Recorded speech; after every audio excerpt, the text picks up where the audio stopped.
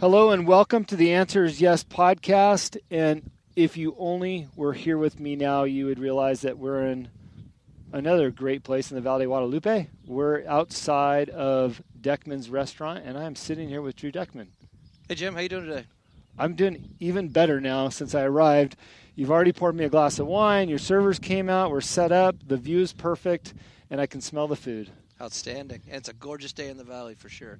Yeah, just for a little background, I don't know if I've asked you this or not, but how long has this restaurant been here?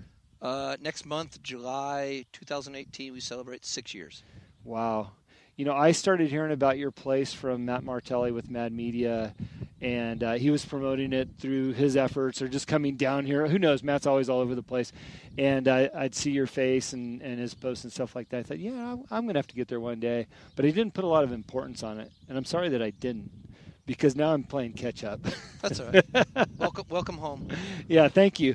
And you have delivered every time on a great meal. And I would just love to hear how you got to this space, because I know you're not from Mexico, although it's your home now, and you live and breathe it. But where did you grow up? Where did you come from? So I was born in Washington, D.C. Grew up my dad was in the Army.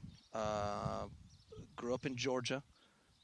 Went to college in Memphis, Tennessee. Have a degree in philosophy, of all things. Hold on. Which is why I boil water for a living. How did you get to a philosophy degree? What made that decision? All right. Well, I started out at the United States Merchant Marine Academy at Kings Point. Okay. Which is a service academy like the Air Force Academy at West Point. Congressional nomination, the whole thing.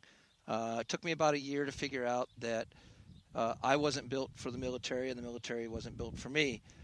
Okay, I've heard that before. All respects reserved. And physically or mentally? I think more mentally. Yeah. Just sort of like I don't like having people tell me what to do kind of thing. Uh-huh. In general, in any way, I mean, like even waiting in line in the convenience store, it's like, no, I don't want to give a donation to. Don't ask me questions. I just give me my change. Let me go. Yeah, let me move on. And at the time, my dad was a dentist. He's still around. And so I said, I'm going to go to dental school. I left the Merchant Marine Academy and started taking pre-dental classes, and that didn't last very long either. So that wasn't for you either, right? That wasn't for me either. And I started taking some introductory philosophy classes.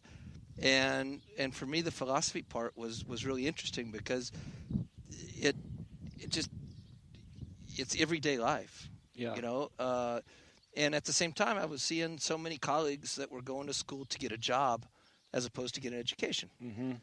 And so for me, when I made the decision to go full-time and do the philosophy degree, really my decision was I want an education. So few people actually work in the field of study that they study in university. So why not do something for me that'll make me a better human being, a better world citizen, a person better able to communicate with anybody for 10 or 15 minutes at least. Yeah. And then going from there. You know what I love about that? It's one of the things we talk about on this show is a lot of people, they find themselves at university, maybe in a study that their parents encouraged them to go in, but it wasn't necessarily a good fit for them. Right. So then they get out of college. Just use a lawyer as an example. They went to law school. They have a law degree, and they get out of school and they don't want to be a lawyer. Right. I want to be a chef. Oh. Right. How many years you just spend doing that? Yeah. And well, the problem with that though is that they live their life with guilt, thinking, "Oh, I have this law degree, but I'm a chef." Right. But what's wrong with that? You go to school to discover life and the things that you might want to do more. And it sounds like, you went to dental school, you realized, okay, I don't really like that. I'm going to do something else. And it was okay. Yeah. Well, I mean, I think the more things you're exposed to in life in general, the more broad your horizon is. Yeah. Which is something that for me was really important. I went to finally decided after working in the regular sector in the world a couple years after college that I wanted to be a chef. Mm-hmm. I wanted to cook for a living. I had been cooking since I was 15 years old in restaurants as I was looking at options for college. And I said, well, I don't really want to go to culinary school because I don't want it to mess up my passion for my hobby. I really like this, and I don't want to screw it up by it being my everyday job. And And then I went on and did, a whole bunch of other things. And I remember my dad sent me a book called Do What You Love, The Money Will Follow. Uh-huh. Let me ask you something, though. So you were passionate about cooking at a young age. You didn't want to screw up your hobby. At that time, because I know the end of this story, right? But at that time, what were you passionate about cooking and making? Really anything. I was, when you're on the front end of the learning curve, everything's exciting. Yeah. Right? It's like one of the things that I started from really early on was, cooking for my parents. My parents would invite friends over, and I'd do these big elaborate dinner parties, and I'd use every single dish and every single fork and every single pot that my parents had. We had to borrow from the neighbors, and it would just be piled up because there's nowhere to walk at the end of the night.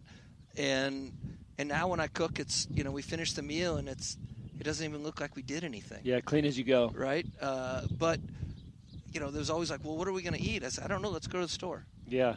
And that, ever since very, very early on, the market has really, really been my inspiration.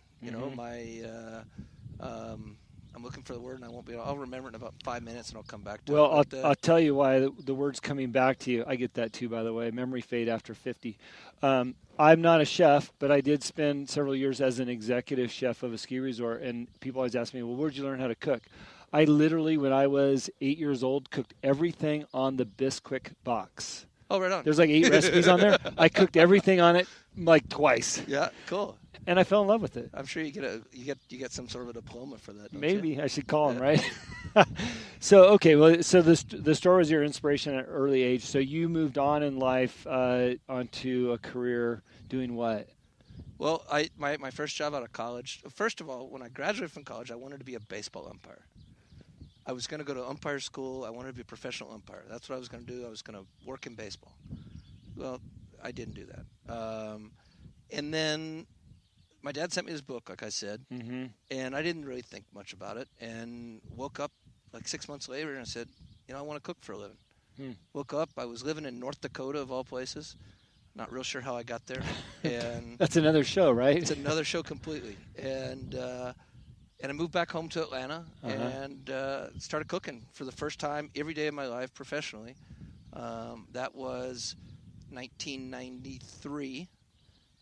So we're going on 25 years, or 35 years, 25 years. Don't ask me to do math right 25 years of cooking every day of my life. And it's been a really interesting ride so far. What's amazing is that ride that you've been on. So tell me about where you were. Where was that first professional cooking job at? It was at a place called the World Trade Club in the World Trade Center in Atlanta, Georgia. There's a bunch of different World Trade Centers throughout the world. It's not just what the Twin Towers was.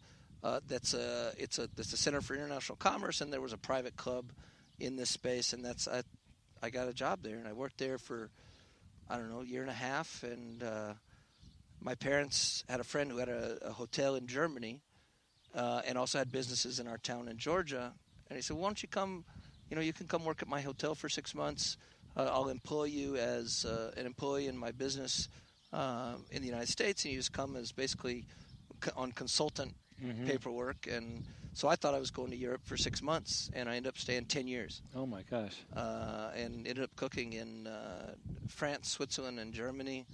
That was really, I say I haven't been to cooking school, but that was my cooking school. Front lines. Yeah. Front lines. Exactly. So back to that first cooking job as a professional, did it screw up your hobby? No. Or did it just enhance what you were doing? No, it just gave it a nitrous injection into the carburetor. Yeah. What type of food were you cooking at the time?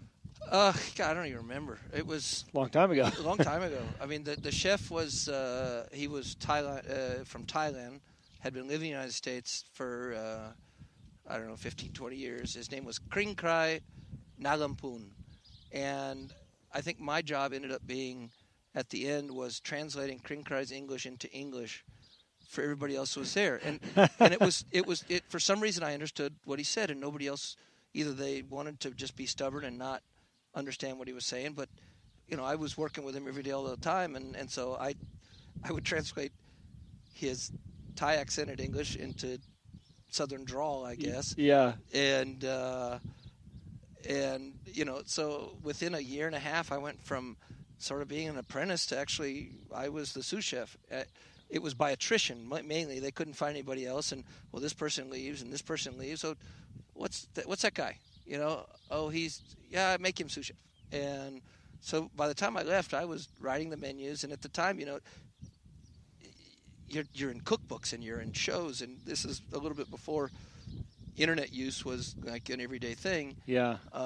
So it was mostly cookbooks, and it was mostly going to the marketplace, and so it was like American Southern fusion. We were all over the board. It was, I found some of the menus recently, and I was like, what the hell was I thinking? But were you having a good time doing it? I was, and I was learning a lot, right? And, yeah. And so I was given opportunities that, I think everybody needs the opportunity to make mistakes on somebody else's dollar, right? Yeah. Well, that's the ideal way. Pay for your mistakes, and you learn, or you don't.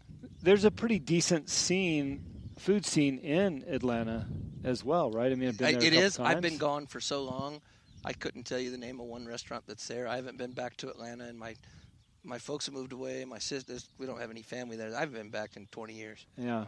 But so Europe was really my school. Let me do a quick disclaimer for our listeners because I'm picking up on a little bit. We are outside your restaurant overlooking the vineyards, drinking wine. I can hear the birds and a little bit of breeze, so we're picking up some breeze on the mic. So sorry, everybody. We are enjoying ourselves immensely out here. So you wind up in Europe. Where did you go? Who were you working for? And what did you learn over there? So I started out working for my parents' friend in a restaurant that was in a hotel that was average. But what made it a challenge was I showed up with zero German. Okay. Right? They gave me an apartment to live in. I remember the first weekend. I love this story. I got in on a Friday morning or Thursday afternoon. I don't remember. But there was like 4 days until I reported to work on Monday. Uh-huh. Didn't speak any German. Didn't understand any street signs. I totally out of my element. Yeah. I got lost so bad 2 days in a row trying to find my way back to my apartment. I was anxious. I was uncomfortable buying anything in the grocery stores. I had not exchanged enough money, so all I had was dollars, and nobody wanted it. This is way back when the Deutschmark was still around. Yeah. There's a marketplace. I walked into the big public market, and I'm just walking around looking at all this food, and I'm almost like have this angst, this fear of like even communicating with anybody because I didn't want to sound like that American that didn't know how to speak German. Yeah. In front of this lady who was selling citrus fruit, and I'm just looking at her, and she's looking at me, and she hands me a bag, big bag of oranges, and I handed her some money, and I got some change back.